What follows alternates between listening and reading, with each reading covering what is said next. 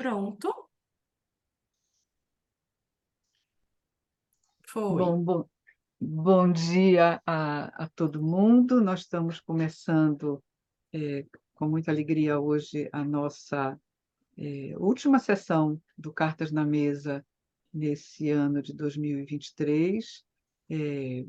Nessa sessão, nós vamos estar discutindo avanços de um estudo que está sendo conduzido pela professora Gita Deber, da Unicamp, Departamento de Antropologia e Pagu, que é membro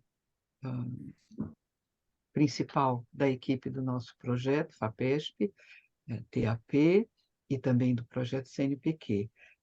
Com Gita, nesse documento, que é parte, nessa apresentação, que resulta de um documento que está sendo feito como parte de um relatório do nosso projeto, também trabalha e vai estar também apresentando Sofia Mortara, que é bolsista de apoio técnico nível superior do CNPq no nosso projeto, e que tem uma graduação pela Unicamp em Ciências Sociais. Todo mundo do mesmo ninho. Nós estamos muito contentes em abrir essa sessão de hoje e, além de fazermos a partilha, né, dos resultados desse trabalho de Gita e Sofia, também poder anunciar que já estão no ar novos documentos de trabalho do nosso projeto. Tá? Esses documentos de trabalho eles foram revistos a partir de versões que foram apresentadas no Colóquio Internacional do nosso projeto na França. Então, estão no ar.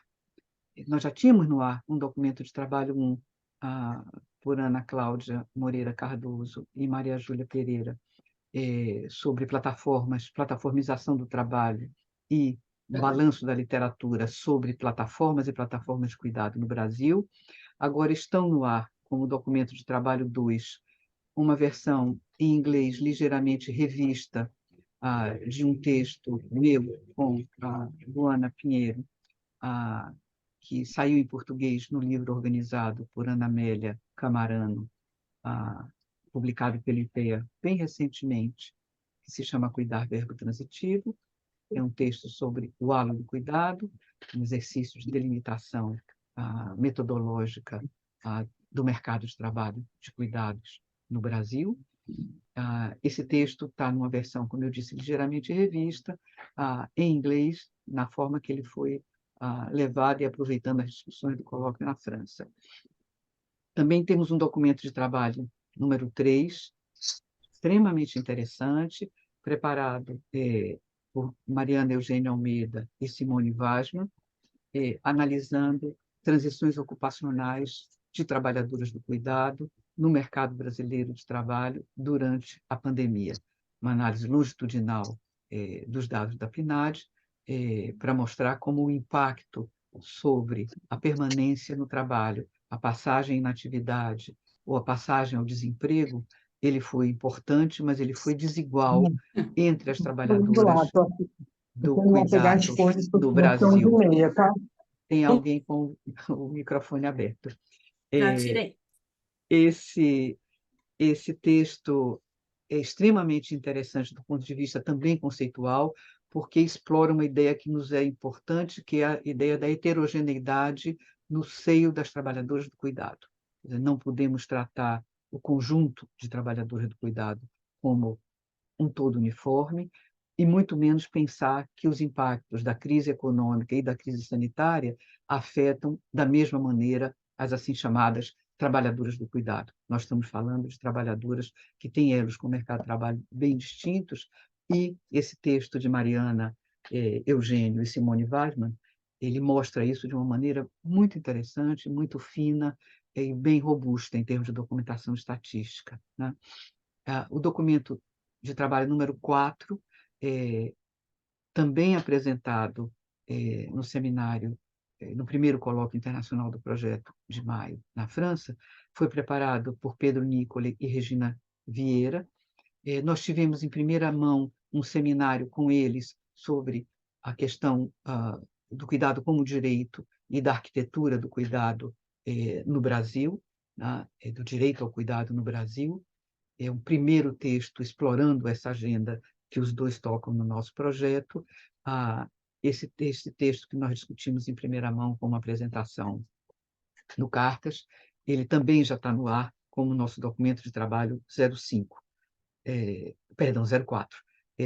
Os 3 textos que estão no ar estão todos, repito, em inglês, porque foram parte da contribuição nossa ao colóquio, primeiro colóquio internacional do projeto, em maio. Logo nós vamos ter no ar também um texto muito interessante com o documento de trabalho número 5, de Gita Debé e Jorge Félix, que foi levado também ao Seminário da França sobre a questão do endividamento de idosos e do custo do cuidado sob suas diferentes formas para a população que dele necessita, e um documento 06, que também resultou de apresentação no seminário da França por Pedro Nicoli e Marcelo Ramos sobre a questão do transcare, ou o que diz a literatura do cuidado sobre o cuidado da população LGBT, que é muito pouco, e o que diz a literatura queer e trans sobre o cuidado, que também é muito pouco. O texto dos dois é extremamente interessante, porque ele tenta fazer essa conversa, né? Criar uma ponte num diálogo que ainda está em suspenso entre esses dois terrenos, num tema que é extremamente importante. A gente espera até janeiro já estarmos com esses 2 novos documentos de trabalho no ar disponíveis. Tá? Então, é com muita alegria que a gente vai socializando esses resultados com a comunidade. Resultados esses que devem muito das conversas, discussões, sugestões que a gente tem recebido aqui como equipe no Cartas na Mesa. Então, dito isso, eu passo a palavra para Gita e Sofia para apresentarem a intervenção que elas provocativamente denominaram A Nossa Família Está Doente, retirando isso dos seus achados de campo, que, na verdade, é uma reflexão ultra oportuna sobre a experiência do Ministério da Mulher, da Família e Direitos Humanos durante o período presidencial de Jair Bolsonaro, né, e como essa experiência vê a velhice e a responsabilidade familiar. No momento que a gente está discutindo políticas públicas com respeito ao cuidado, olhar para experiências diferentes de pensar a ação do Estado no cuidado e a forma como o familismo aparece é de todo oportuno.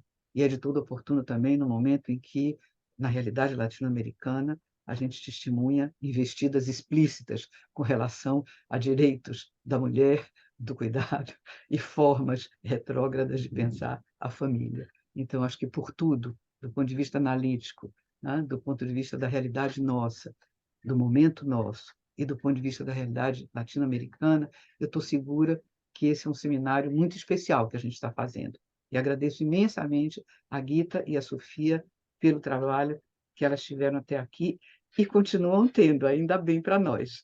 Com vocês a palavra. Dá para ouvir? Então, eu quero agradecer essa oportunidade de discutir os resultados da pesquisa. Eu vou começar falando, depois vou passar para a Sofia e depois eu retomo no final. Então, já vamos para o próximo slide, né? Que é esse título, né? A nossa família está doente, a fala do secretário Antônio Costa, que era do secretário nacional da promoção e defesa dos direitos da pessoa idosa do Ministério da Mulher, Família e Direitos Humanos, numa entrevista que ele deu online. E ele diz: nossa família, do meu ponto de vista, tanto pelo que eu estou vendo de violência, ela está doente, ela precisa ser tratada. Próximo slide. Né? As pesquisas sobre o Ministério da Mulher, Família e Direitos Humanos têm apontado a centralidade da família na estrutura interna e nas ações empreendidas nesse ministério. E tem mostrado, em muitos detalhes, a bibliografia sobre o tema tem mostrado, em muitos detalhes, a bibliografia está aqui, que a família é uma tática para materializar a política antigênero e criar uma espécie de pânico moral contra o feminismo e os movimentos LGBTQIA+, né? Então, o nosso objetivo, já vamos passar para o próximo slide, é que, considerando que essa relação do familismo e da política antigênero já foi muito explorada pela bibliografia, o nosso objetivo foi explorar a forma específica que o familismo assume com o foco principal na velhice e no modo como as relações entre gerações adultas na família são tratados nos programas e ações levadas a cabo pelo Ministério. E o nosso interesse era compreender as práticas que operam uma combinação entre o neoconservadorismo e o neoliberalismo e a retórica que legitima essa junção no contexto nacional. E nós dividimos essa apresentação, primeiro apresentando como é que é esse ministério, depois a Secretaria Nacional dos Direitos e da Pessoa Idosa, e daí, nesse momento, nós vamos tratar um pouco também do Conselho Nacional dos Direitos da Pessoa Idosa, que trabalhou dessa forma conjunta com a Secretaria. Na sequência, vamos ver a Secretaria Nacional da Família e depois, então, apresentar as conclusões, onde eu quero discutir um pouco esse sucesso da retórica familista. Então, vamos para o próximo slide, né, que é o neoliberalismo e o neoconservadorismo.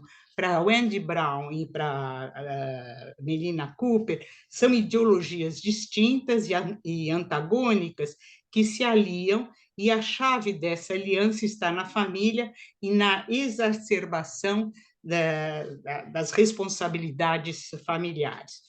Ou seja, o próprio do conservadorismo é a defesa, como a gente sabe, da família enquanto base da sociedade. Mas, no caso do liberalismo, a ideia da autonomia individual, do livre mercado, entraria em conflito, em princípio, com as hierarquias de gênero e geração que marcam a vida familiar. Em princípio, a família, a crise da família ampliaria o mercado de serviços, antes a cargo da família, como a educação, a saúde, etc., e garantiria a liberdade dos indivíduos na procura de empregos.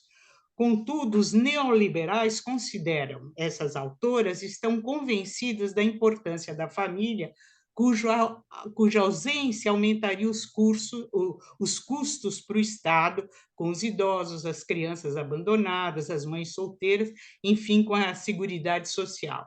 Então, dessa perspectiva, o compromisso com o bem-estar do idoso deveria ser da alçada da família e não da previdência pública. Da mesma forma, a pobreza das mães solteiras deveria ser combatida por seus maridos, das crianças por seus pais biológicos. Então, é esse o pano de fundo e a discussão com essas autoras que fundamentou a nossa análise. Então, vou passar para o próximo slide, que é a estrutura do Ministério, né? Que, enfim, tem esse quadro, que foi até a Sofia que elaborou, mas o que é importante mostrar é que o Ministério é considerado um super-ministério em termos da sua estrutura, porque ele uniu, sob um único ministério, diferentes secretarias que contavam com orçamentos próprios e gozavam do estatuto de ministério propriamente dito. Então, a Secretaria de Políticas para Mulheres, a Secretaria de Políticas e Promoção da Igualdade Racial, que foram criadas no primeiro governo do Lula. A Secretaria dos Direitos Humanos, que foi criada em 1997, no início do governo Fernando Henrique.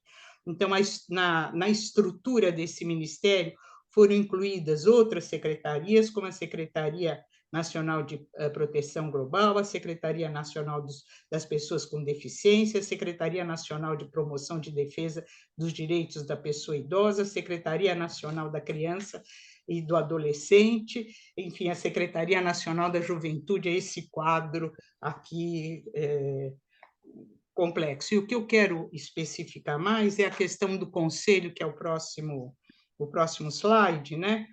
Que são os órgãos colegiados, que eram os conselhos, e que o Bolsonaro fez um decreto extinguindo esses conselhos, né? ou parte deles importante.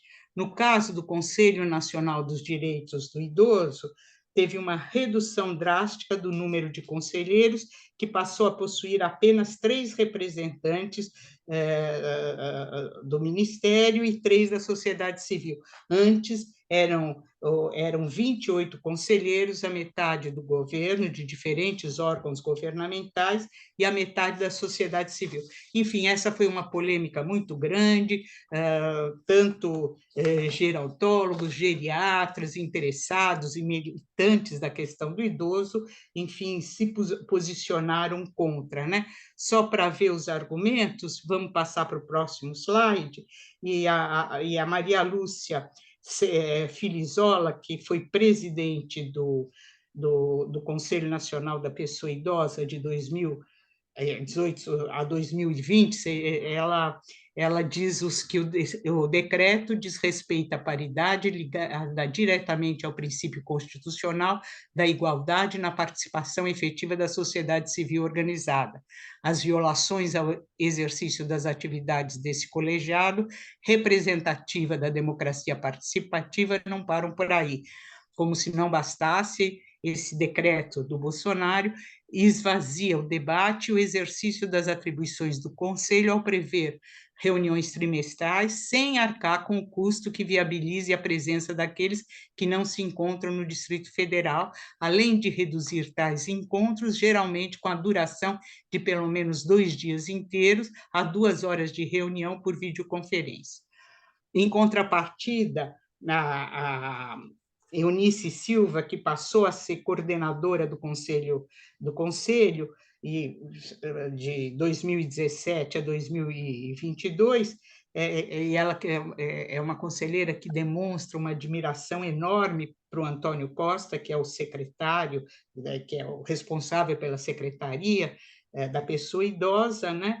Ela considera que o trabalho com ele foi muito produtivo, muito bem elaborado. Ele é um gestor que tem experiência na gestão do serviço público, e, segundo ela, ele também é mais velho, então ele tem mais de 60 anos, então ele entende a problemática do idoso.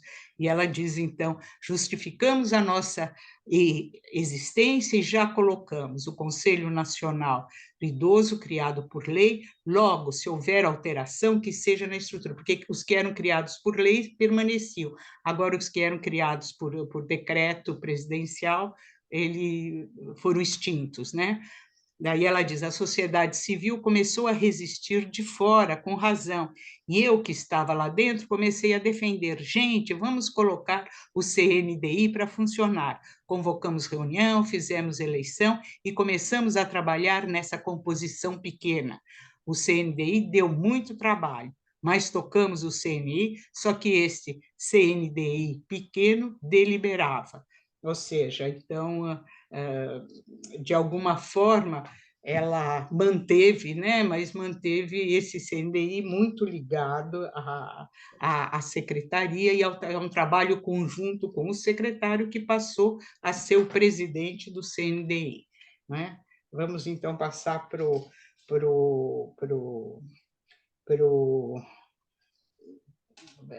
a Sofia, que vai apresentar agora a Secretaria Nacional dos Direitos da Pessoa Idosa. Então, Sofia, com a palavra. Obrigada, Guita.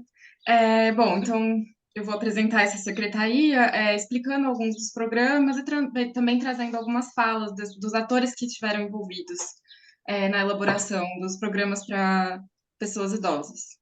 As responsabilidades da Secretaria Nacional dos Direitos da Pessoa Idosa, de acordo com a página do Ministério, no site do governo, são essas que a gente vê na tela. Eu vou destacar aqui, além dessa proposição de ações em torno da Política Nacional do Idoso, o terceiro item, que é o de formular apoiar, articular e avaliar políticas públicas de promoção dos direitos dos idosos com base na perspectiva da família, no fortalecimento de vínculos familiares e na solidariedade intergeracional. Então, interessou muito a nossa pesquisa entender como essa perspectiva da família estava sendo pensada nas iniciativas do Ministério para o segmento idoso da população. Então, aqui estão os principais programas e iniciativas da Secretaria. O Pacto Nacional dos Direitos da Pessoa Idosa, um programa voltado para a sensibilização dos gestores municipais para a criação de conselhos. Que também faz capacitação de conselheiros e incentiva a criação de fundos municipais para idosos. O Viver, Envelhecimento Ativo e Saudável, um programa de inclusão de pessoas idosas à era da informática. Já a ação Solidarize foi uma iniciativa que surgiu no contexto da pandemia. A primeira ação dela constituiu na entrega de caminhões de comida para instituições de longa permanência de idoso, as ELPIs, e ela incorporou depois uma ação para cadastro das ELPIs, e também, através dela, a Secretaria distribuiu um auxílio emergencial para aproximadamente 2.000 ELPIs, no total de 160 milhões, sendo desses 80 vindos do Fundo Nacional do Idoso e 80 do Ministério da Fazenda. Outras ações da Secretaria dizem respeito ao enfrentamento da violência contra os idosos. Então, a gente menciona aqui a Operação Vetos, que era uma operação policial de combate à violência contra a pessoa idosa, e iniciativas de combate a golpes financeiros em convênio com a FEBRABAN. Agora, eu vou trazer mais detalhes e argumentos das pessoas envolvidas na gestão sobre algumas dessas ações. Então, esse programa Viver, Envelhecimento Ativo e Saudável, de acordo com o secretário Antônio, foi o cargo-chefe da Secretaria do Idoso. Na prática, ele contemplou os municípios com computadores, TVs, impressoras, para que os municípios oferecessem atividades, oficinas, principalmente voltadas a ensinar os idosos a mexer em equipamentos eletrônicos. Então, aqui uma fala interessante que catraca, banco, passar o cartão, tudo isso que a gente detectou da necessidade da pessoa idosa. E aí, o município que se inscreveu ganhava o maquinário e fazia o perfil do programa Viver do município. Um local onde a pessoa possa ir, se capacitar, passar o dia com atividades e à noite retornar para casa. Nós queríamos capacitar as pessoas idosas. E aí, nós usamos um termo até sobre o uso do celular, porque naquele tempo nós detectamos que o presidente Bolsonaro foi eleito por causa do celular. Ninguém bancou ele se bancou. Então, o que nós pensamos? Se eu colocar um celular na mão de uma pessoa idosa que saiba mexer, mesmo que ele estivesse sofrendo violência, se ele escrever socorro, a gente chega. Então, o que a gente queria quando a gente colocou essa capacitação também para usar a internet, as redes? Nós usamos a expressão libertadora para a pessoa idosa. Aqui vemos algumas falas sobre a emergência das ações para as LPIs durante a pandemia. Depois de destinar os recursos da Secretaria para entrega de suprimentos básicos para as LPIs, pela ação Solidarize, o secretário Antônio Costa, por exemplo, fala que esse contato próximo com as instituições nessa ação trouxe uma realidade invisível, que a pandemia vem mostrar. A quantidade de instituições de longa permanência que nós temos no nosso país. Essas instituições tinham cadastro do Ministério da Cidadania de 1.913 entidades, e hoje o nosso cadastro tem 5.000 entidades cadastradas.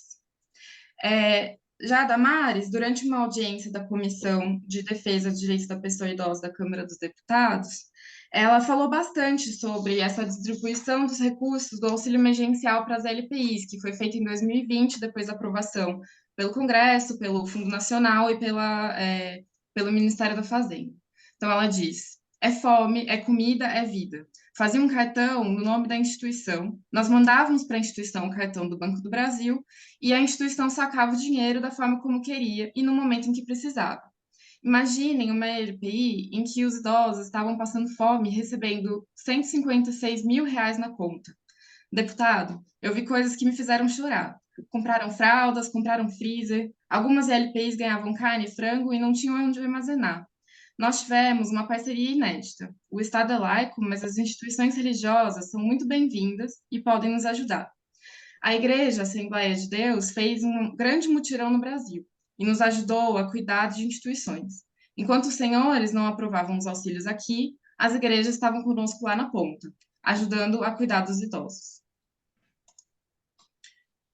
Um outro tema muito falado pelo secretário, pela ministra, é o do enfrentamento da violência contra as pessoas idosas, que eles consideram que foi um dos principais desafios da secretaria nesse período. Nesses momentos, nessas falas, a família aparece de forma contundente nos argumentos. Na percepção do secretário, as denúncias de violência sempre ocorreram, mas durante o período da pandemia, por conta das pessoas idosas estarem mais dentro das suas casas, aumentou o número de acusações.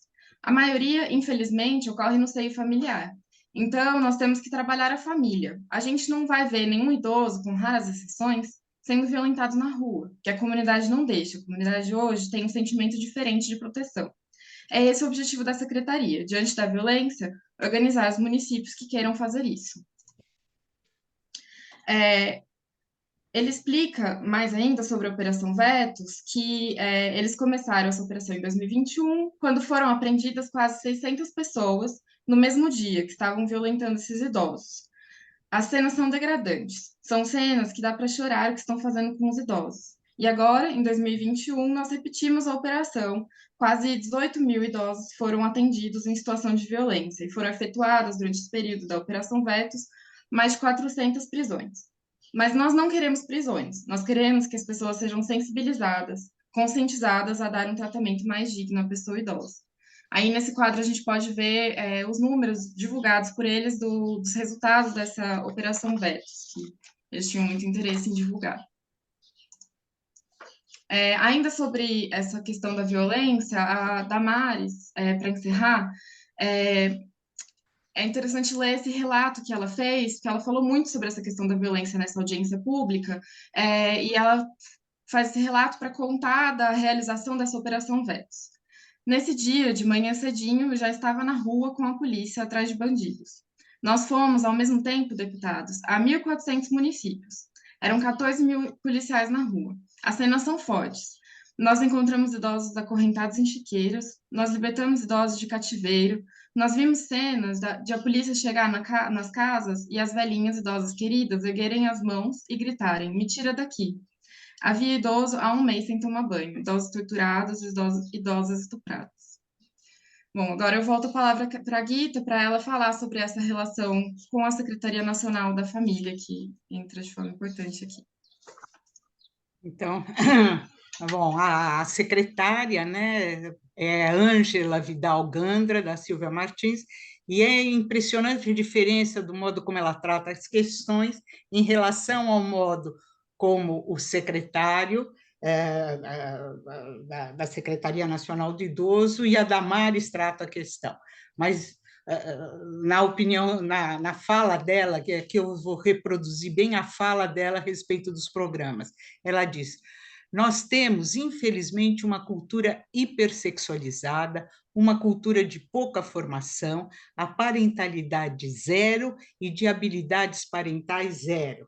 E daí ela continua numa entrevista dada para o programa Contraponto, que é do Brasil Paralelo, ela diz: é inédito no Brasil nós termos um Ministério da Família, uma Secretaria Nacional da Família. O que visa uma Secretaria Nacional da Família?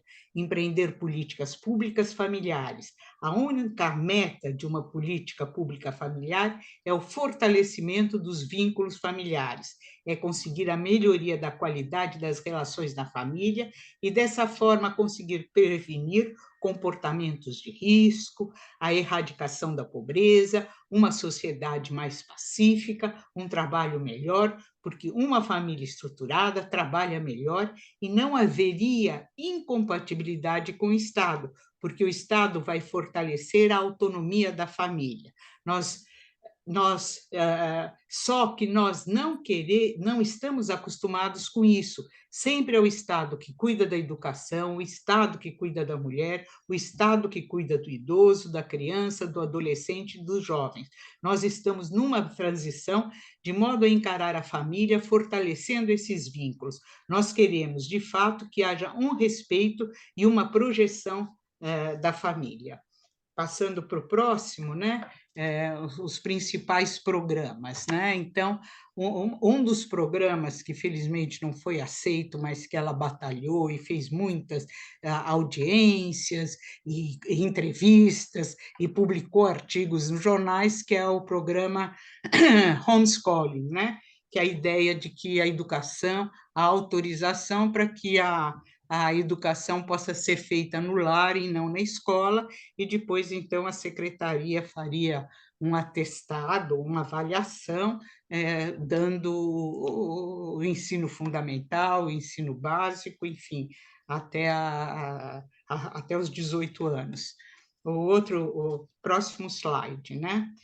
Que ela anuncia muito é a campanha da gravidez na adolescência. Então, ela diz, antes as campanhas indicavam que os adolescentes buscassem o Ministério da Saúde e informações sobre métodos preservativos. Na secretaria dela, o foco da campanha do Ministério é pense no seu projeto, tudo tem seu tempo, converse com a sua família, inclusive estamos trazendo formação para os pais sobre sexualidade e afetividade, porque eles são os primeiros responsáveis. Próximo slide, né, que é um dos programas que ela também considera o carro-chefe, que chama Famílias Fortes, que é o fortalecimento de vínculos familiares, de modo a prevenir o uso de drogas através do treinamento de habilidades parentais. Então, com base numa metodologia desenvolvida pela Oxford Brookes University do Reino Unido, ela conta que já foi aplicado em 26 países e que esse programa conseguiu realizar o combate à gravidez na adolescência, o combate a drogas, alcoolismo, evasão escolar, violência doméstica. E ela pediu, a secretaria, o Ministério, solicitou para a Unifesp e para a Universidade Federal do Ceará uma pesquisa onde eles avaliaram de maneira super positiva o programa, que era um programa em que era oferecido para municípios, mas depois também poderiam ser feitos, onde são 7 encontros semanais de 2 horas, enfim, foi um total de 160 programas, e os interessados, os municípios interessados em desenvolver o programa, escolhiam certos funcionários cuja capacitação era feita no Ministério e daí implementados localmente. O segundo programa que ela cita com muita ênfase é o equilíbrio trabalho e família, que é uma política para dar um selo de amigo da família, município amigo da família, empresa amiga da família, onde as empresas criam políticas para dar condição que haja um tempo maior de qualidade na família. Então, aqui na foto é o Departamento de Água e Esgoto de Jundiaí, mas vários municípios também receberam esse selo especial dado pela ministra. O próximo programa, que é muito... O próximo slide também, né? O próximo programa é o Reconnect, que a ideia é combater os usos nocivos que instigam suicídio e automutilação. O olho no olho continua fazendo a diferença. Isso são palavras dela, na relação conjugal e também no relacionamento entre pais e filhos. Atualmente, vemos filhos que não soltam o celular, pais que não dão atenção às crianças, problemas de saúde familiares devido à dependência tecnológica. Precisamos nos reconectar com a família, a sociedade, com nós mesmos. Que o mundo real possa ser trazido de volta, que pequenas ações sejam feitas, como não pegar o celular na hora do jantar. São coisas assim, pequenas, que podem fazer a diferença. Nós temos que ter o controle da tecnologia e não deixar que ela nos controle. Enfim, aqui também ela diz que atendeu, né, esse programa recebeu fez uma cartilha de como se deve comportar, 1.900.000 que foram dedicados a esse programa. Aliás, a Sofia fez um trabalho incrível de tentar ver quanto dinheiro era alocado em cada um dos programas, mas foi uma coisa difícil saber realmente, né, ter dados realmente claros. Depois a Sofia pode falar mais sobre isso, a respeito do que foi gasto em cada um desses programas no Ministério como um todo, né? Enfim, eu trouxe aqui, para também não nos alongarmos muito, algumas frases que ela diz a respeito da responsabilidade familiar, a própria Ângela Gandra, né? que ela diz assim: percebemos que os maiores agentes dos dramas da família são os pais que não dão atenção devida aos filhos porque estão em uma vida virtual e laboral intensa. Outra frase: os pais não percebem a gravidade do conteúdo do celular, como trabalho infantil em jogos, pedofilia, fotos íntimas de adolescentes e automutilação. Os pais que muitas vezes estão eles mesmos muito conectados no celular e não ouvem os filhos. A falta de informação. A criança está ali com o celular e o pedófilo atrás dela. O inimigo está dentro da casa, dentro de casa. Outra frase: o comportamento de risco, como drogas, depressão, suicídios, poderiam ser mais acompanhados se os pais se libertassem do WhatsApp e tivessem o mundo real presente. Quer dizer, a culpa é toda dos pais, não é? E o que é mais terrível dos dados que ela traz é sobre a Ilha do Marajó, né? Estamos indo para a Ilha do Marajó, no Pará, com o programa Famílias Fortes. É de fortalecimento do regime familiar, porque lá há o maior índice de pedofilia do Brasil. Os pais iniciam as filhas. Foi realmente um insight da ministra Damares.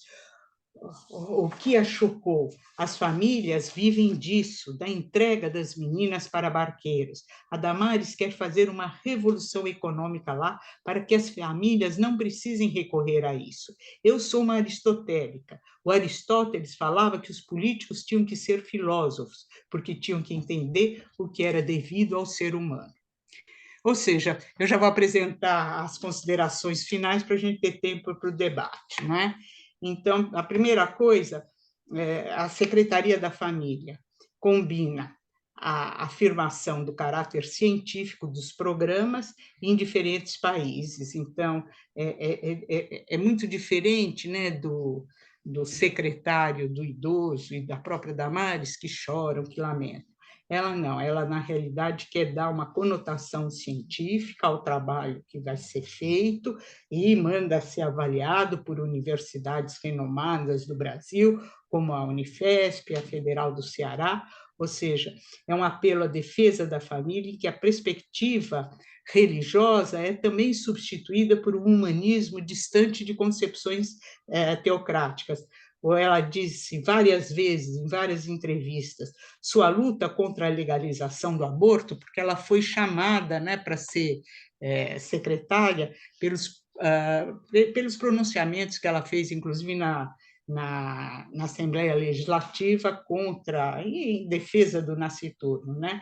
Então, ela diz que a sua luta contra a legalização do aborto e a defesa que ela faz do nascituro, né, é semantizada não de uma perspectiva religiosa, e sim, como ela mesmo diz, entre aspas, como jurista e até mesmo como ser humano. O ser humano não precisa crer para defender a vida, porque nós compartilhamos uma natureza, e isso é algo natural do ser humano, defender a própria vida e defender a vida dos demais. E ela também parte disso tudo, né, das colocações que ela faz, é o seu sucesso, né, e o seu acesso bem-sucedido em instituições universitárias e organizações internacionais. então é o Partnership for Families da ONU, do qual ela participa, ela é professora do Mackenzie, é professora visitante em Harvard, enfim, ela tem um currículo de atuação em universidades muito importantes, e ela foi, inclusive, ela atuou, foi convidada pela Suprema Corte dos Estados Unidos quando eles estavam propondo a revisão da prerrogativa jurídica que viabilizava o aborto, né, no país e em diferentes estados. Então, ela tem um CV e tanto. Segunda coisa, então, é uma diferença no modo como as coisas se combinam, né? O emocional, o choro, o drama da Damares e do Antônio Costa, em oposição ao modo como ela se coloca com um respaldo científico e uma biografia em instituições, com a presença em instituições renomadas. Depois, o que está presente em todos eles é esse contraste entre a família real, a família que é doente, a família que precisa ser tratada e a família que o Ministério quer criar, né?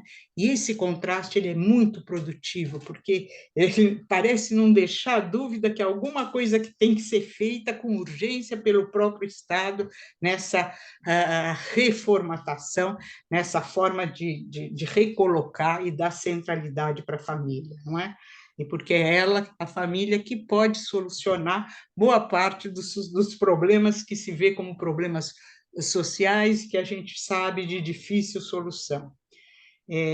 Acho que é importante mencionar que, numa entrevista que a Ângela Gandra deu à revista Cláudia, ela foi perguntada sobre a família homoafetiva, e ela respondeu, entre aspas, a gente está tratando da família, tá?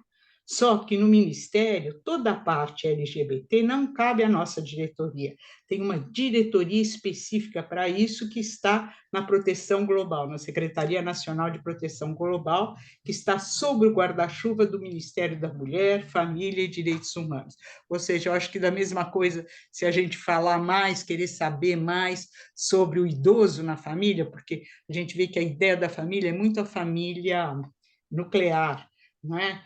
E se a gente quiser mais dados sobre a família, provavelmente, não, isso é de uma outra área, não é da área específica em que ela está. Enfim, eu acho que é uma retórica sedutora, com larga capacidade de convencimento, porque a família passa a ser uma entidade que vai integrar um dos mais importantes ministérios do novo governo, que é o governo de esquerda, né? Que é o Ministério do Desenvolvimento, Assistência Social, Família e Combate à Fome. Ou seja, pelo jeito, a família foi introduzida nos ministérios. Ou seja, a família aparece, portanto, como capaz de ampliar o leque de alianças, indo além das considerações com as quais a gente iniciou o trabalho da Wendy Brown e da Melina Cooper, né, a respeito que a família é a chave para a aliança entre o conservadorismo e o liberalismo. Pelo jeito, a família tem uma força que supera essa apenas uma aliança do neoliberalismo e do neoconservadorismo. Enfim, isso é ideia geral, não é, de como a responsabilidade familiar está sendo tratada nesse ministério. Obrigada. Obrigada, Rita, obrigada a Sofia. Obrigada também por partilharem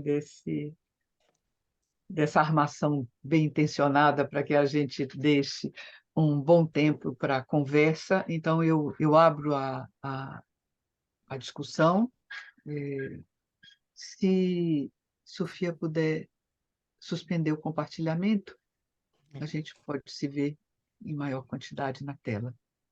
Bom, aberta a discussão, qualquer mãozinha levantada, eu dou sequência.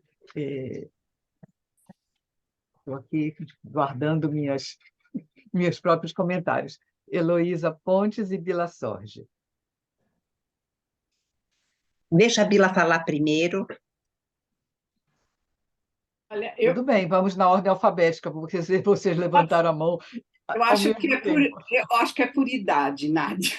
Ah, que malvada!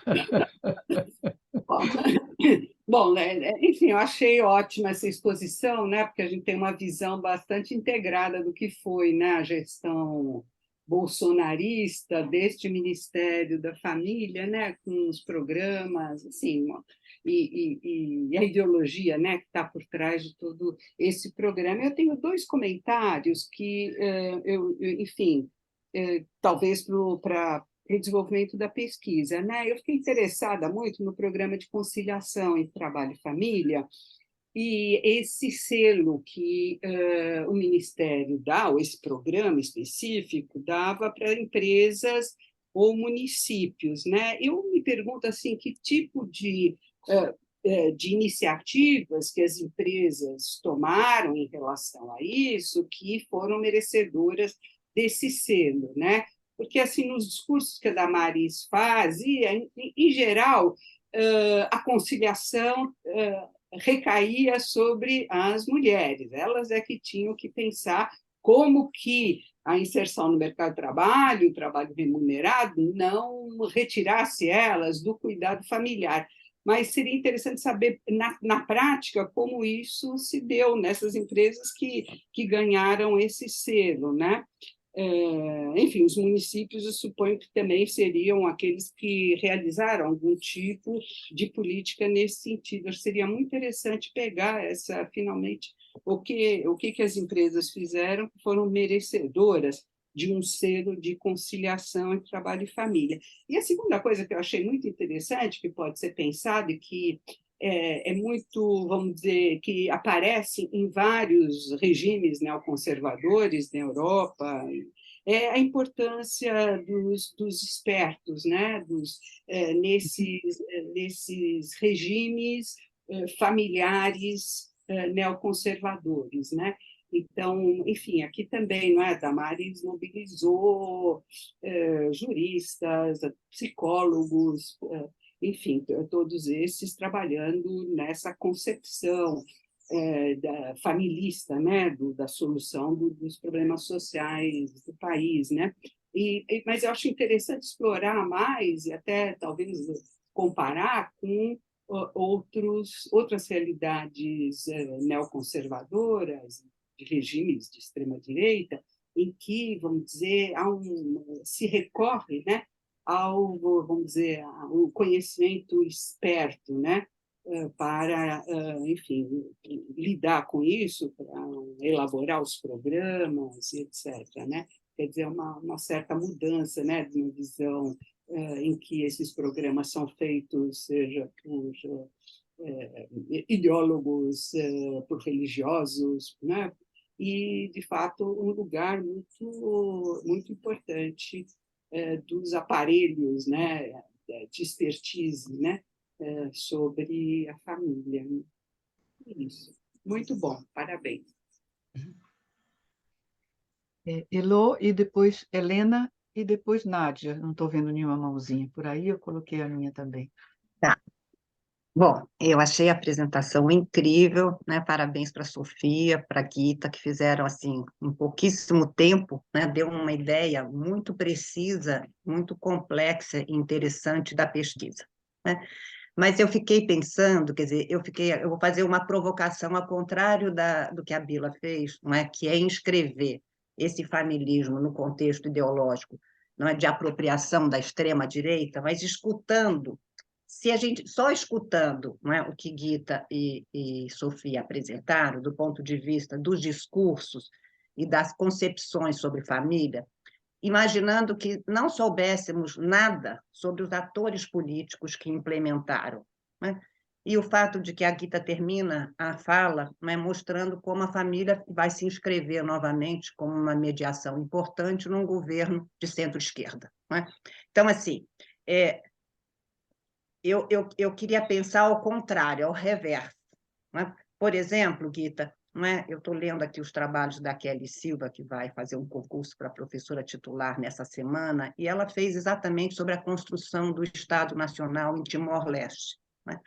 Todo o conjunto de ONGs, né, enfim, das expertises para a criação do Estado Nacional, visa a ideia da Constituição, né, de romper com determinados modelos tradicionais, que estão mais baseados na troca, na dádiva e na importância das casas e das famílias, para a constituição de um indivíduo, né, ligado a uma ideia de concepção de pessoa ligada ao mercado.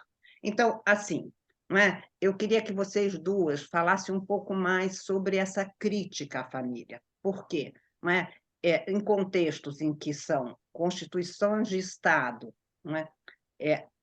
Toda a problemática é o rompimento do lugar destas famílias para a construção do indivíduo moderno, onde a modernidade pressupõe exatamente o indivíduo associado à lógica do mercado. Não é? E nós estamos aqui falando, pensando nessa conjuminação entre família, neoconservadorismo, neoliberalismo, que talvez sejam categorias muito amplas para dar conta de dinâmicas sociais específicas. Então, eu queria que vocês voltassem a discutir, não é? Enfim, quando você diz, olha, é um discurso muito sedutor, não é? Se a gente não tivesse o nome dos personagens e fossem só sobre o ponto de vista das representações, poderia ser um programa, talvez, de um governo de esquerda. Eu estou provocando, tá? Fazendo de conta que eu não fiquei 4 anos debaixo desse terror que foi os 4 anos do governo Bolsonaro, né? Só do ponto de vista do conjunto de representações que vocês escolheram para mostrar qual que era a concepção desse ministério. Nem sei, Nádia, se faz sentido a pergunta, porque ela ficou ampla, mas vamos lá. Faz todo. Helena, Nádia e Lucilene.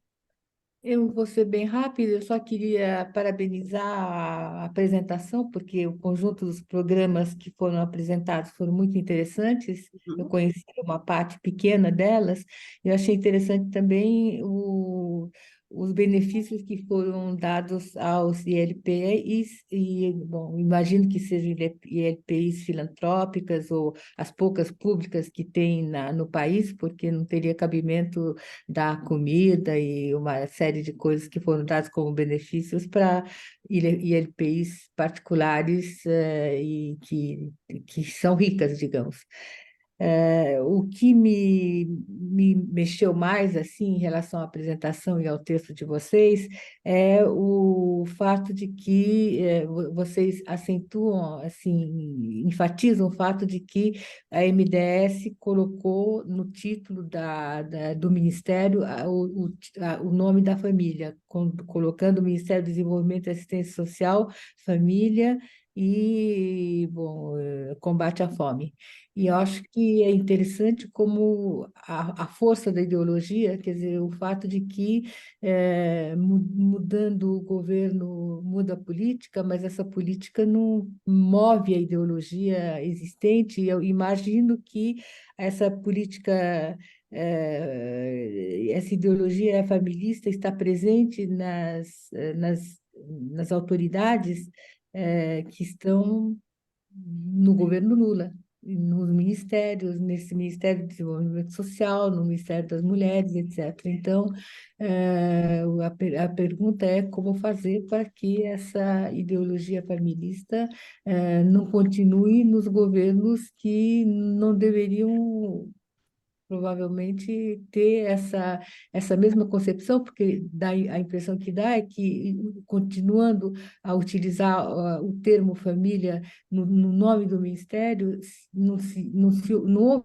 houve uma mudança no estatuto ou na ideia de família, no conceito de família, mas que continua a mesma família do Ministério do governo Bolsonaro. Então, eu gostaria de ouvir também, como a Heloísa, mais sobre o que vocês consideram esses movimentos, digamos, em termos do conceito família. Obrigada. Obrigada, Helena. Nádia, depois Lucilene.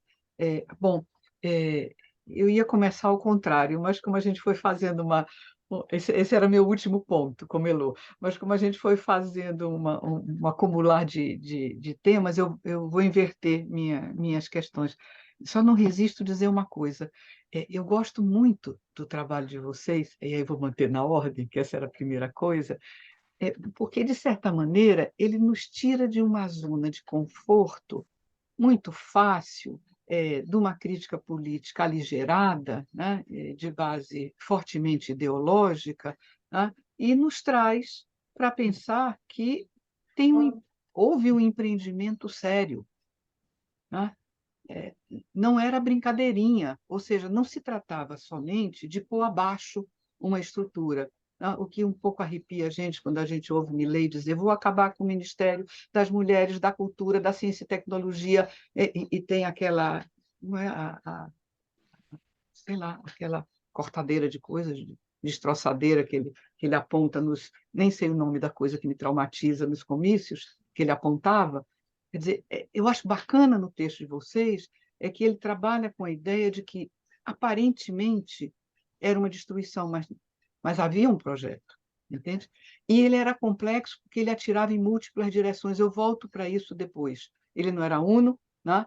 Ele era complexo e ele era multidirecionado, ele era movido a interesses distintos, ideológicos e políticos. Eu volto a isso depois, mas eu queria dizer que eu acho excelente o trabalho sério que vocês fizeram de revolver o material, né, para ter um argumento analiticamente sólido. Entende isso? Isso eu acho muito bom e difícil, né? Sabendo do que se trata. Bom, mas aí inverto, né? E vou no mood dos comentários que vinham, né? Eu estava pensando, talvez sendo um pouco mais provocativa e autoflagelatória, para ir um pouco mais atrás. Porque, olha só, se a gente lembrar a Constituição de 88, né, ela também foi um espaço de elogio do familismo, né?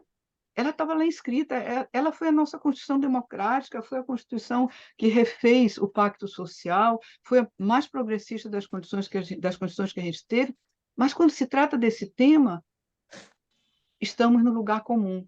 Ou seja, não é tão somente que o novo ministério tenha feito persistir algo estabelecido como entendimento no governo Bolsonaro, mas o próprio governo Bolsonaro deu toda a força e extensão a algo que estava lá, quer dizer, o ovo da serpente estava lá na Constituição de 88, entende?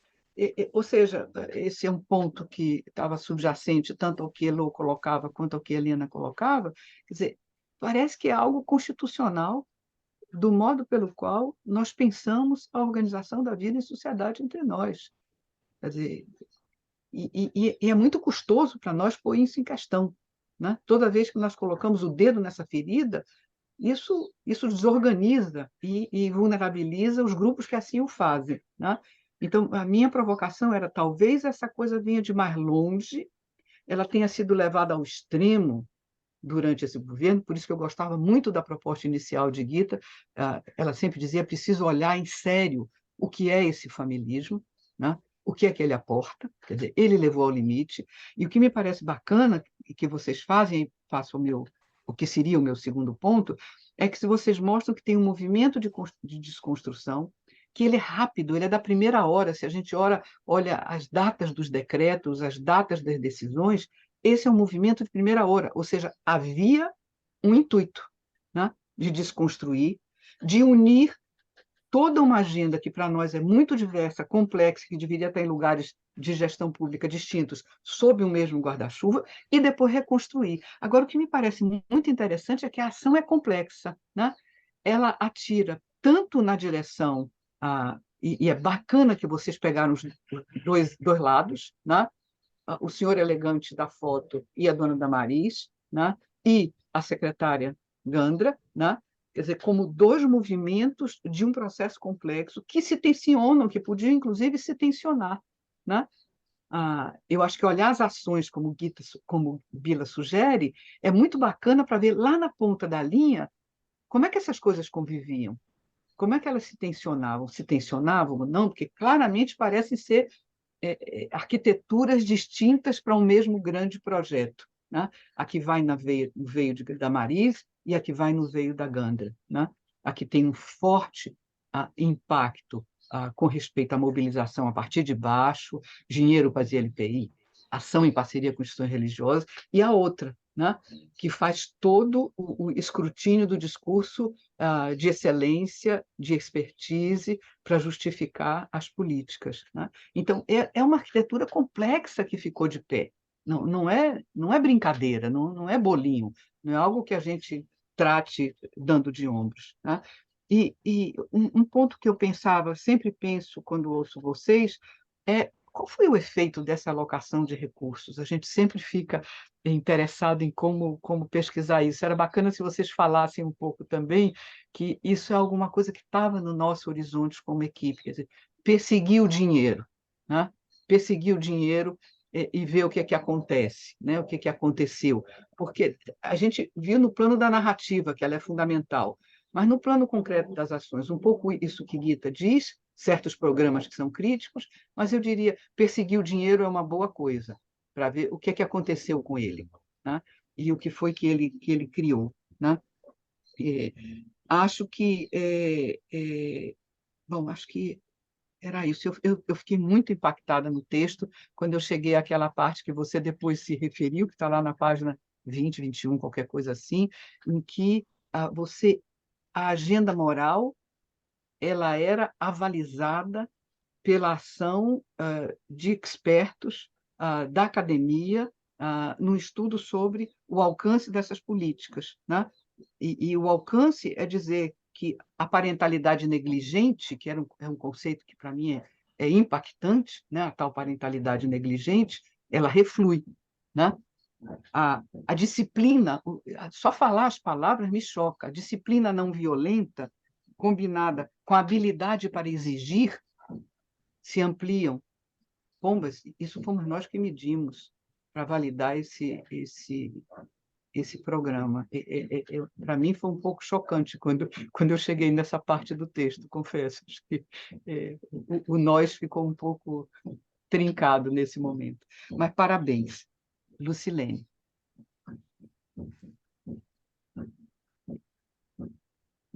Parabéns às autoras, foi muito interessante ouvir o trabalho de vocês, o relato, e ao mesmo tempo muito incômodo, né? Ouvindo aqui eu fiquei muito incomodada. Eu acho que eu queria só fazer levantar algumas questões para a gente pensar, porque eu acho que, no geral, que ficou destacado para mim é que toda essa diretriz de política usa o senso comum, né? Frases e análise do senso comum que são facilmente, não sei se eu poderia dizer assim, entendidas pelas pessoas, compreendidas. E aí eu fiquei pensando como fazer políticas em que a gente propõe mudanças estruturais, né? Porque esse tipo de política não propõe nenhuma mudança estrutural, que a gente seja compreendido. Como é que a gente consegue propor mudanças do papel da mulher na sociedade, mudanças estruturais em que os serviços públicos têm papéis importantes para a sessão de cuidado, para promover o acesso ao cuidado das pessoas? Como é que a gente faz um discurso para se contrapor a isso, se é um discurso assim tão fácil de ser entendido e as pessoas, eu acho que compreendem muito? Eu acho que tem a gente tem um Estado laico, mas aí eu fiquei pensando, todos os governantes ou visitam o Papa ou dizem que são muito religiosos. No entanto, a gente tem um Estado laico. A gente não tem nenhum governante que se assume, não vou dizer minha religião é privada, eu não estou aqui para isso, apoio todas as religiões. Nunca ouvi nenhum governante chegar nesse ponto e admitir. E, ao mesmo tempo, eu acho que tem uma coisa de moralidade. Todo o tempo fica parecendo que tem uma coisa que é moral e outra que não é, que é amoral ou imoral, sei lá qual é o julgamento, como quando perguntam para ela: bom, mas os casamentos homoafetivos? Ela nem responde, ela passa longe, como se tivesse uma coisa meio... Se ela falar alguma coisa, ela vai se comprometer, ela vai mostrar que ela pode estar cooptada com esse lado imoral ou amoral da sociedade. A mesma coisa na discussão do aborto. Eu acho que a Nádia falou ali, um discurso tão bem orquestrado, que começa tão do início e tem um plano para onde chegar, né? E é uma coisa que parece que os discursos da Damares, das pessoas, aquela que chora, parece que está próximo das pessoas. Olha, eu estou com vocês, estou próximo de vocês, eu vi alguém lá amarrado no chiqueiro, coisas assim, bem, né, impressionistas, imagens bem impressionistas, como se estivesse falando assim, eu estou aqui te abraçando, estou próximo de você, mas eu não vou fazer nada, porque o problema é com vocês. A solução é individual. Tem um discurso de eu estou com você, estou próximo, estou te abraçando, e ao mesmo tempo totalmente libertador no sentido, o problema não é meu, é com vocês, a solução está em vocês, é só vontade. Não tem todos os erros que acontecem, alguém que está drogado, alguém que está pobre, alguém que está ferrado na vida, alguém que teve uma gravidez indesejada e não sabe o que fazer, tudo isso é problema individual e é resolvido também individualmente. O Estado se isenta de absolutamente tudo, então nisso aparece muita proximidade do liberalismo econômico, acho que é uma coisa só, a solução está lá no indivíduo, dentro da casa dele, o Estado não tem esse papel, o Estado, no máximo, faz essas doações para ser aplaudido aqui ou acolá. Agora, eu também fiquei bem interessada naquela história das empresas, agências, sei lá, que ganharam o prêmio, como a Bila levantou, porque esse sim talvez interesse a gente, é uma coisa que interessa. O que essas empresas fizeram que foi interessante para aumentar o tempo dedicado às famílias? Todos nós estamos interessados nisso. Todos nós gostaríamos de uma mudança de mercado em que as empresas fossem envolvidas na discussão sobre o cuidado e elas encarassem o cuidado como algo que é necessário, então que aumentassem o tempo que todas as pessoas têm para dedicar às famílias, aí no bom sentido, da gente fazer não essa família maluca que eles inventaram ali. Então, eu fiquei muito impressionada, eu achei que o trabalho de vocês é muitíssimo interessante e acho também que deve a gente, né, vocês aí, buscar o caminho do dinheiro, porque eu lembro de uma análise que eu acho que foi de Contas Abertas, mostrando num determinado ano, e eu até usei esses dados num texto que eu fiz com a Ildete, que mostrava que tinha sido destinado zero para vários programas anteriores de assistência a jovens, pessoas drogadas, eu não lembro mais exatamente, violência, tinha alguns programas que tinham recebido zero no tempo da Damares, então eu acho que é interessante aí ver onde, de repente, esses milhões que eles estão anunciando, está no orçamento, mas foi realmente gasto, chegou lá, porque tem muito no orçamento federal, tem o que eu falo que eu vou fazer no orçamento e depois o que eu efetivamente gastei. E o pessoal do Contas Abertas faz muito do que eu realmente gastei, né? O Estado. E aí mostra que a diferença pode ser brutal. Então, eu acho que o caminho do dinheiro aí também seria uma questão interessante. Mas, assim, fiquei muito impressionada com o trabalho, acho que vocês fizeram um levantamento que foi muito interessante e dá um quadro impressionismo muito assustador, para dizer o mínimo. Parabéns aí pelo trabalho. Obrigada, Lucilene. Tem a Lana e, por enquanto, não tem mais mãozinha nenhuma. Oi, gente, bom dia ainda, né? Bom dia. Eu adorei a apresentação trouxe dados que deixam a gente de queixo caído mesmo, como todo mundo falou. E eu queria colocar mais pontuações mesmo, investigações que me vieram quando eu estava vendo a apresentação.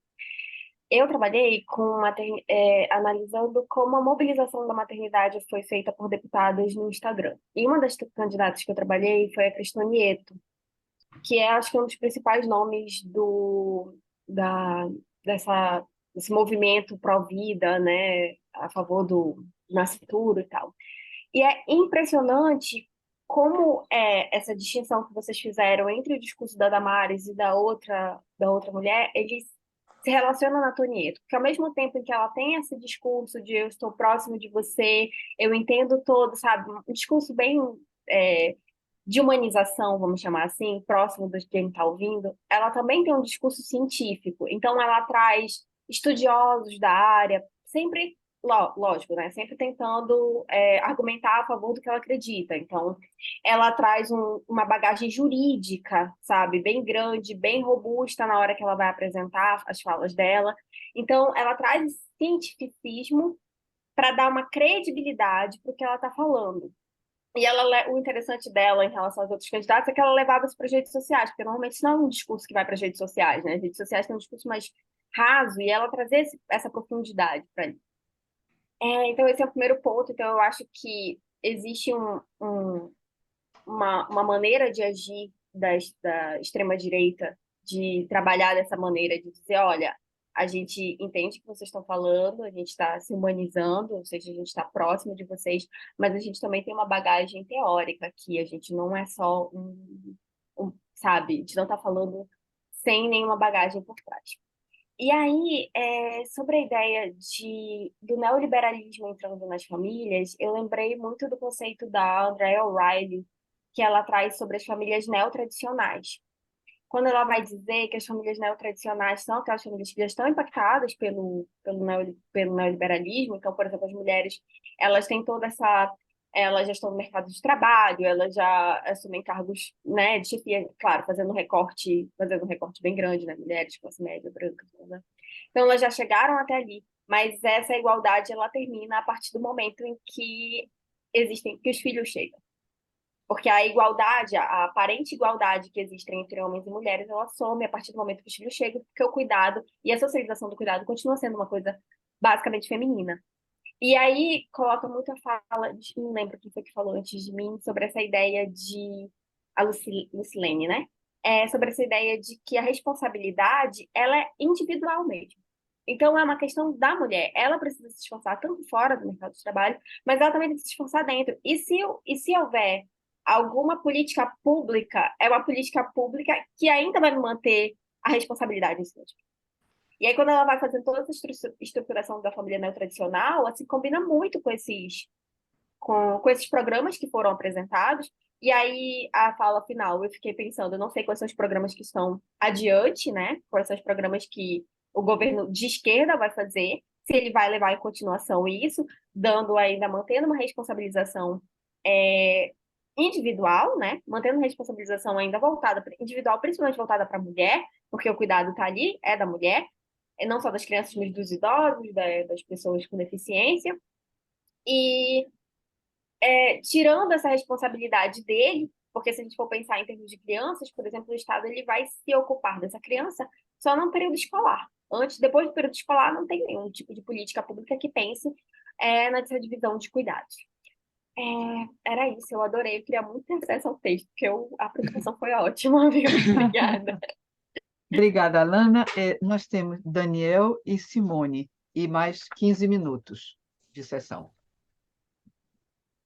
Bom dia, vou procurar ser breve. Primeiro, parabenizo Guita e Sofia por terem tido não só a capacidade de fazer uma pesquisa com material difícil, né? Enfim, captar materiais, enfim, de redes sociais, de entrevistas, de transmissões, porque tem a impressão que os registros oficiais eles são pobres, né? Foi um governo com muito pouca transparência, né? Então, vocês conseguiram fazer isso e também conseguiram lidar com um material que, para mim, pelo menos, seria muito angustiante lidar com isso, né? Vocês tiveram essa capacidade, né, de mexer com isso, né? Assim, eu tenho algumas coisas só para acrescentar e para sugerir. Primeiro, só uma coisa, detalhe, eu acho que é importante na revisão do texto indicar de onde saiu as citações, enfim, a fala está onde e tal, assim, é, é, coisa de detalhes. E eu fiquei pensando algumas coisas, né? Enfim, primeiro, essa discussão de follow the money, eu acho que isso vai extrapolar a possibilidade de vocês. Porque, enfim, não sei se vocês vão conseguir dar conta disso, porque isso já vira uma outra pesquisa. Vocês estão lidando com o discurso, né? Quando você vai ver a materialidade, isso fica bem mais complexo, mas me lembrei que não é só a questão do que foi efetivamente gasto ou não gasto. A gente já sabe que tem uma diferença entre retórica e prática, que o dinheiro para as ILPIs, o pessoal das ILPIs diz que não chegou, enfim. Mas, ao mesmo tempo, eu fiquei pensando de onde vêm os recursos. tá? Que é algo também interessante. Então, por exemplo, o recurso do Fundo do Idoso, ele é destinado integralmente para tal ação, né? Enfim, isso é coerente com a finalidade daquele fundo. Eu me lembro também que houve uma divulgação de uma sequência de editais que eles estavam selecionando consultores para elaborar uma cartilha, para fazer isso, uma pesquisa assim, assim, assado. Aí entram os intelectuais orgânicos, né? Enfim, algo que foi identificado por vocês. E que eram recursos de organismos internacionais, um convênio com a ONU, enfim, com entidades tradicionalmente defensoras de direitos humanos que estavam sendo apropriados, né, e desvirtuados para fazer essas ações. Tá? E uma outra coisa que também a apresentação me fez pensar é que, de uma certa maneira, uma parte dessas políticas não foram inventadas por eles, elas já existiam, né? Porque as ações de combate à violência, as ações de inclusão digital, enfim, as ações, enfim, de auxílio a instituições de longa permanência, não foi isso, não é novidade, né? Então, acho que tem algo interessante aí, é como que essas ações, de certa forma, já existiam, elas são ressignificadas, Uhum. né? Enfim, através de todo esse arcabouço discursivo que vocês muito bem analisam. E parabéns, enfim, pelo excelente, importante e oportuno texto. Obrigada, Daniel. Simone e Aninha. Ana Carolina. Obrigada, Nádia. Antes de mais nada, peço desculpas pela câmera desligada, estou com problemas logísticos aqui com a minha câmera, e vou ser super breve, porque acho que tanta coisa importante foi dita, a apresentação foi maravilhosa, o trabalho nos faz realmente pensar muito, e eu acho que muito na linha dos comentários que foram feitos, eu acho que é angustiante essa ideia de como é intrincado, né, na nossa forma de conceber a sociedade, essa noção familista, e ela está tão introjetada a ponto de, né, o tema da redação do Enem ter sido a questão dos cuidados, ter provocado reações assim tão genéricas. Eu fiquei tão impressionada com isso, das pessoas dizendo: nunca tinha pensado nisso, nossa, nunca tinha pensado nisso. De fato, é interessante. Eu olhando para minha avó e para minha mãe, eu vi, de fato, reproduzida essa ideia de que são as mulheres que cuidam. Enfim, eu acho que essa é uma ideia que ela, menos do que ser de direita e de esquerda, ela é muito própria da nossa sociedade e ela está muito enraizada, o trabalho de desconstruir isso é muito grande. Mas o comentário que eu queria realmente fazer, e tem a ver, os comentários da Alana me despertaram essa ideia, porque eu participei, eu tive a oportunidade de participar de algumas discussões a respeito da mudança nas regras da Previdência. A última, né, mudança, a última pequena reforma da Previdência, que foi feita no governo Bolsonaro, e que chamava muita atenção, e eu tive a oportunidade de fazer esse comentário algumas vezes, que enquanto no mesmo governo, quer dizer, você tinha uma posição altamente ideológica, muito afinada, né, com os princípios gerais daquele governo, que dizia: olha, a gente precisa fortalecer a família e a estrutura do Estado ela não pode ter nenhuma ação que enfraqueça os poderes da família, né? Então, ela tinha uma ideia de que, por exemplo, a estrutura de acesso aos serviços de saúde, ela não poderia, do ponto de vista da oferta de serviços reprodutivos, ela não poderia ter nenhum viés ideológico que pudesse enfraquecer os papéis tradicionais da família. Então, era um discurso todo muito tradicional do ponto de vista dos papéis familiares, mas estava propondo, do ponto de vista da Previdência, a equiparação da idade de homens e mulheres na Previdência, dizendo o seguinte: olha, a gente vive hoje numa sociedade moderna, homens e mulheres estão igualmente inseridos no mercado de trabalho, não tem por que discriminar as mulheres dando idade diferente para elas, porque homens e mulheres têm acesso igual e a Previdência, e se há algum tipo de sobrecarga das mulheres, a Previdência não tem nada a ver com isso. Era muito interessante isso, porque era nos mesmos dias, nas mesmas semanas que o noticiário mostrava esse discurso, vamos fortalecer os papéis tradicionais das famílias, mostrava, por outro lado, vamos ser modernos, nós precisamos equiparar homens e mulheres do ponto de vista dos direitos previdenciários, e os direitos previdenciários, não há nada que nos diga que nós temos que privilegiar as mulheres, dando para elas uma idade mais baixa para aposentadoria. Eu acho que isso, eu queria só complementar tudo que já foi dito, com essa ideia assim, da contradição no seio dessa mesma lógica, quando você tem argumentos pró um tipo de política e outra completamente distinta, mas são visões incompatíveis, servindo a propósitos diferentes, né? Era só isso. Obrigada, gente. Achei incrível a discussão. Obrigada, Simone. Aninha, e depois volto para vocês duas. Obrigada, Nádia. Eu vou ser bem breve. Primeiro, só agradecer o trabalho, a apresentação. Achei incrível, muito interessante para vocês. Meu comentário muito rápido eu acho que como várias das pessoas, quando aparece a questão da produção científica legitimando essa perspectiva do Ministério, aquilo foi um choque, e aí eu, muito curiosa, fui um pouco entender que produção científica era essa, assim, né, fui olhar quem que era a coordenadora dessa pesquisa na Unifesp, fui tentar mapear um pouco isso, assim, né, mais de curiosidade. E aí uma coisa que me chamou a atenção é que a tese da coordenadora dessa pesquisa da Unifesp está lá em 2006, pensando práticas religiosas na recuperação de dependentes de drogas.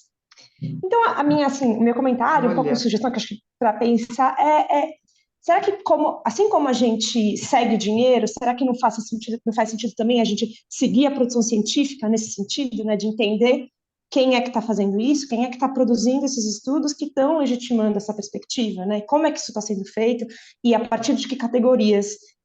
Então, era um pouco essa ideia, assim, né, de talvez seja interessante em algum momento seguir a produção científica para pensar o que está sendo produzido. Mas muito obrigada pelo ter, foi interessantíssimo. Obrigada, Aninha, pela ótima dica. Guita e Sofia, para encerrarmos.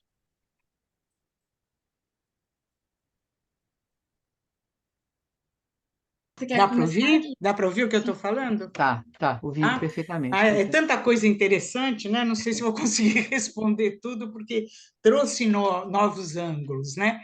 Mas, enfim, o meu medo é que toda essa questão do cuidado, no fundo, volta para a família. Simone, só faltaram ele dizer, nessas discussões, por que é o Estado que tem que financiar a Previdência? Quando a gente olha, os gastos ultrapassaram por causa do custo da família. Por que não são os filhos que têm que sustentar os pais na velhice, que não economizaram para garantir esse período da vida? Então, tem um negócio, eu acho que se a gente fala isso, toca, pelo menos nós que somos aposentados, e a gente não gostaria de ter que depender dos filhos para isso, mas eu acho que tem uma força essa coisa da família, que é incrível. Quer dizer, a gente sabe que sempre o Estado recria a família, né? Como dizia já o Bourdieu, é uma ilusão bem fundamentada que ela tem uma autonomia, mas é próprio dos Estados recriarem essa instituição. Agora, o que nós estamos vendo é que é uma política que quer tirar, quer dizer, que conquistas do Estado, principalmente no pós-guerra, né? E, na realidade, hoje é isso que está sendo atacado e voltando para que a família assuma certas funções que o Estado... E que eu acho que isso fica muito claro nas falas da Gandra, né? Mas, enfim, tentando responder, não sei se eu vou conseguir responder tudo, mas começando pela Bila, eu acho que super interessante ver o que essas empresas fizeram, mas é toda uma política contra a entrada da mulher no mercado de trabalho, cada vez reduzir mais essa entrada, e não só ver o que as famílias fizeram, mas também seria importante ver como as famílias reagiram a isso. Eu sempre me lembro daquele livro da Harley Hochschild, que chama Workbound, né? que é uma pesquisa que as grandes empresas fazem para ver o que as mulheres querem. Elas querem menos tempo de trabalho para ficar cuidando da família, ou, pelo contrário, querem que as empresas criem instituições para cuidar dos velhos, das crianças, etc.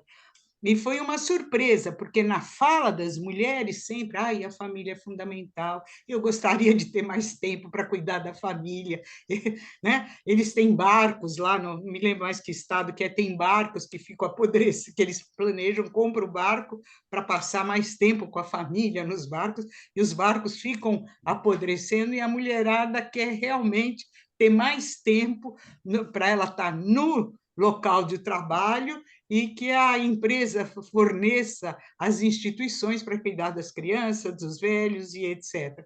Então, quer dizer, eu acho que foram políticas, né, que eu acho que é uma pesquisa bem interessante ver, né, a proposta da Bila de ver como é por que foram premiadas, por que receberam esses selos, né? E eu acho que a coisa que a Bila também falou, quem são esses expertos? Eu acho que nós temos expertos aí, e se pegar o livro da Melinda Cooper, ela vai mostrar que tem, na realidade, ela faz uma crítica muito forte, principalmente a Nancy Fraser, né? Enfim, não vou entrar nisso porque vai demorar muito, mas um pouco criticando o próprio movimento feminista, que está muito mais preocupado com as políticas da identidade do que propriamente com a redistribuição. Não é? E elas acham que, na realidade, o que a Melinda Cooper acha é que a Fraser está muito voltada para o Fordismo, né? Onde o salário do trabalhador correspondia à reprodução da família. Enfim, são políticas que eu imagino contra a entrada das mulheres no trabalho, no mercado de trabalho, querem uma volta para ficar em casa, ou pelo menos passar mais tempo, e que eu não sei em que medida é isso que as mulheres querem, né?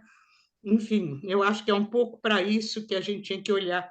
A Heloísa também, quer dizer, fica toda essa crítica à visão colonial, né? Então, essa ideia do indivíduo, na realidade, poderia ser pensada nesses termos, mas, enfim, na realidade, é uma reação contra essas conquistas, que eu não sei, né? Como está muito em voga a crítica à visão colonialista, né? Provavelmente no Timor-Leste, isso toda a ida das mulheres para o mercado de trabalho, a ideia do indivíduo e a volta dos valores familiares, enfim, tem toda uma esquerda que isso virou moda na concepção da família, em como a família é pensada, como as sociedades tradicionais combatiam o patriarcalismo, o machismo e etc. Há uma reconstrução desse passado que hoje está em voga, enfim, e que eu tenho muitas dúvidas a respeito, e tenho essa ideia de que as comunidades tradicionais eram muito mais justas em relação à diversidade, eu sempre fico um pouco com o pé atrás, tenho uma dificuldade de aceitar. Helena, o negócio das ILPIs é super interessante, porque nós temos a lista das ILPIs que foram contempladas, mas o certo seria ver que ILPIs são essas, porque, na realidade, eles passaram transformando em ILPIs instituições que a gente não sabe muito quem era. A Damari chega uma hora, poxa, tem um grupo que pega na casa dela, tem 4 ou 5 velhinhos que ela cuida na casa dela. Por que isso não é uma ILPI? Ela gostaria que fosse uma ILPI e estavam trabalhando para dar o atestado de ILPI.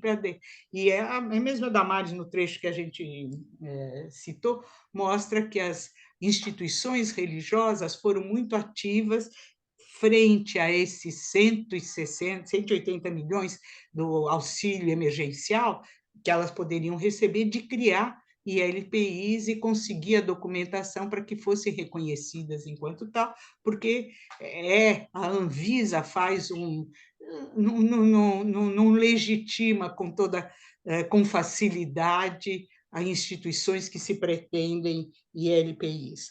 Enfim, Nádia, eu acho que são coisas assim super interessantes, não é?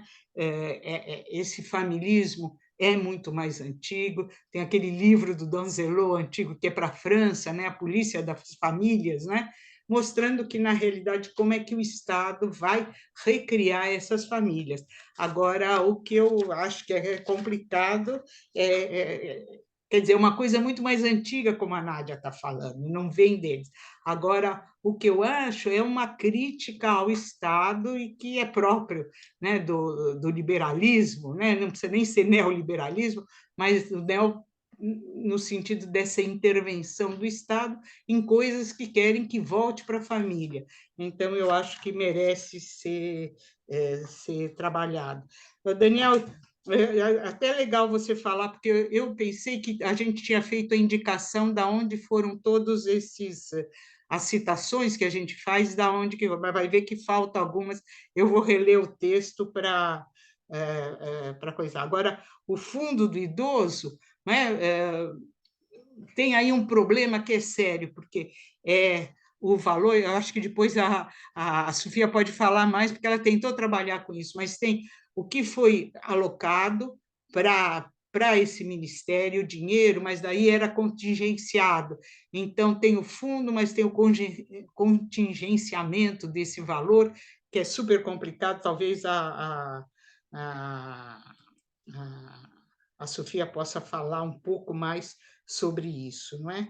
Enfim, eu acho que o problema todo, né, e o que é irritante é essa forma de voltar para a família e achar, porque a família é o reino dos conflitos entre gerações, dos conflitos de gênero, de gerações e também para recursos que sempre são vistos como limitados, mas o próprio da família, que ninguém na família é igual a ninguém, né? Você tem uma hierarquia em oposição à ideia de liberdade individual.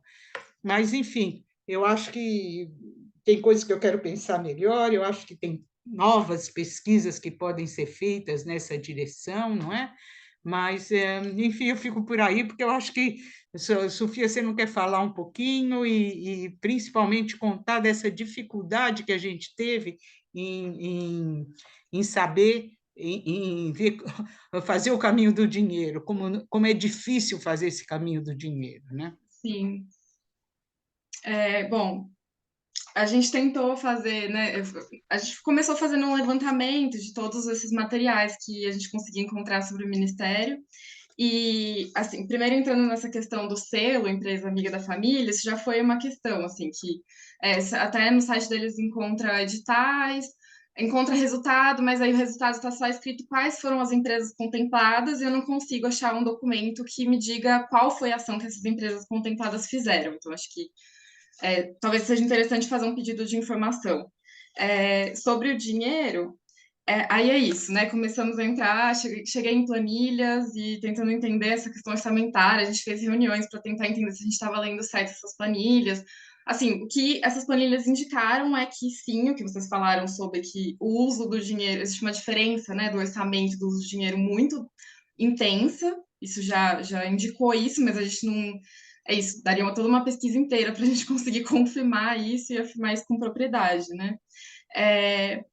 Mas o que a gente conseguiu fazer no fim, eu fiz um pedido de informação pela LAI já depois da transição, e aí me deram uma resposta interessante, assim, um pouco mais direcionada, com alguns orçamentos já fechados, mandaram umas planilhas que talvez sejam mais fáceis de analisar, mas a gente estava focando mais nesses materiais que a gente acabou apresentando aqui, mas acho que talvez seja interessante voltar para esses dados orçamentários que são super difíceis de olhar e talvez só tentar, enfim, compilar eles, pelo menos deixar um material mais fácil de olhar, mas realmente é muito difícil, assim, outra Só para pesquisa inteira. completar, Sofia, dizer, daí eu falei com o pessoal ligado ao governo e disseram, olha, essa é a grande dificuldade que a gente está tendo para saber aonde que o dinheiro foi usado, que a gente não está conseguindo esse dado.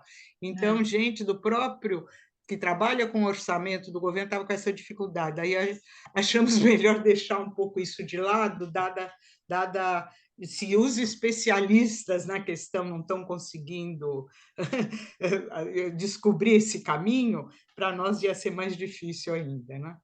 Sim. Então, assim, da resposta do pedido de informação, algumas respostas, eu pedi para programas específicos, né? Então, esse programa aqui, qual foi o recurso utilizado, se tem uma planilha, e para alguns eles me responderam que era uma ação e não tinha uma ação orçamentária. Então, assim, acho que para algumas desses programas que a gente olha, talvez nem tinha recurso. Não, é difícil, muito difícil de olhar para isso. E aí só tinha uma última coisa que eu ia falar, que dessa questão das LPIs.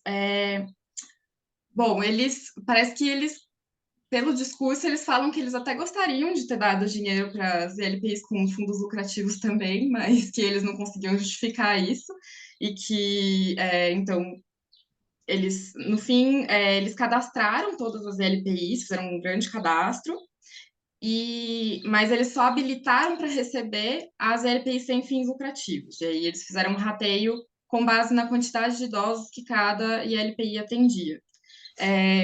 E aí, esse auxílio, né, que eu tinha colocado lá no slide, que 80 milhões do que foi, né, esse auxílio, o total dele foi 160 milhões, disso, 80 milhões vieram do Fundo Nacional, e foi justamente uma parte desse fundo contingenciado que a Guita comentou, que eles conseguiram aprovar o uso. E parece que é super difícil conseguir aprovar o uso desse recurso contingenciado, mas durante a pandemia eles conseguiram fazer isso e todo o recurso que eles conseguiram tirar de contingenciamento do fundo foi para esse auxílio das LPIs. 100%. Nada foi para esses outros programas. Isso a gente conseguiu encontrar bem claramente.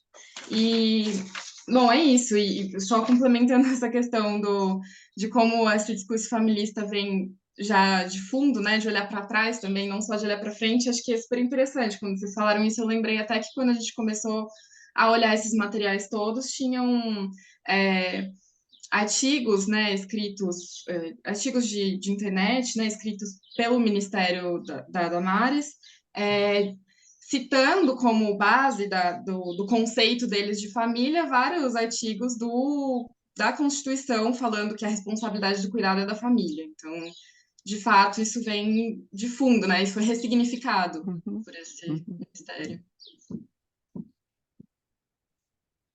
Bom, obrigada, Sofia, obrigada a todo mundo. Eu acho que nós encerramos com chave de ouro o nosso ciclo do Cartas desse semestre.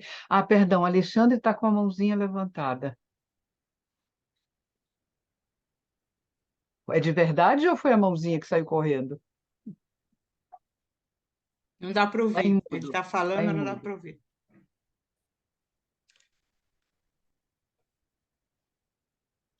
Ainda está em mudo. Para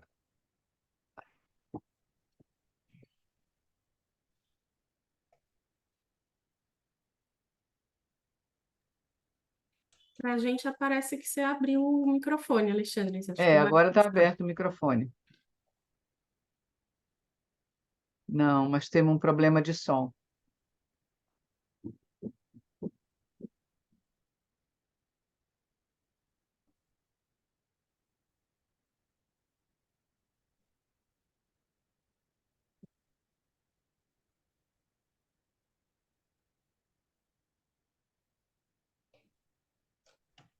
E agora acho que ele caiu, né?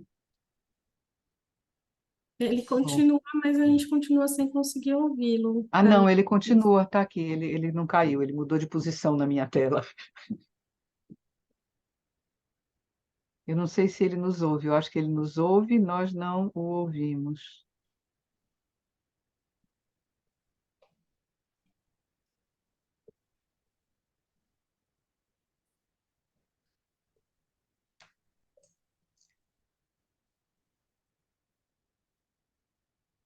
Vou esperar só um pouquinho. Se você achar que tem alguma chance de volta, você nos dá um sinalzinho. Se você achar que está difícil, nada impede que a conversa continue fora da nossa reunião.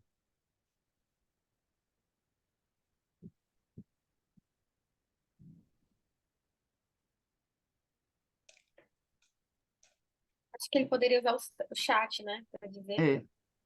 Talvez. Bom, eu acho que a gente vai encerrar. Eu tenho a impressão que agora Alexandre caiu. Não mudou de lugar na minha tela, não, né? Ele caiu agora. Bom, agradecer a todo mundo. Nós vamos estar de volta com um novo ciclo em início de março. Enfim, foi uma alegria terminá-lo com esse seminário tão importante, num tema tão importante, com a participação tão intensa de todos nós. Um abraço a todo mundo. Bom Natal, feliz Ano Novo, até a volta do Cartas na Mesa em março. A gravação desse seminário, como de todos os outros, vai estar no ar em alguns poucos dias no nosso website. E eu aproveito para dizer de novo que nós temos 3 novos documentos de trabalho no ar. Monize colocou os links no chat disponíveis e logo até janeiro teremos mais 2 outros. Um abraço e bom Ano Novo.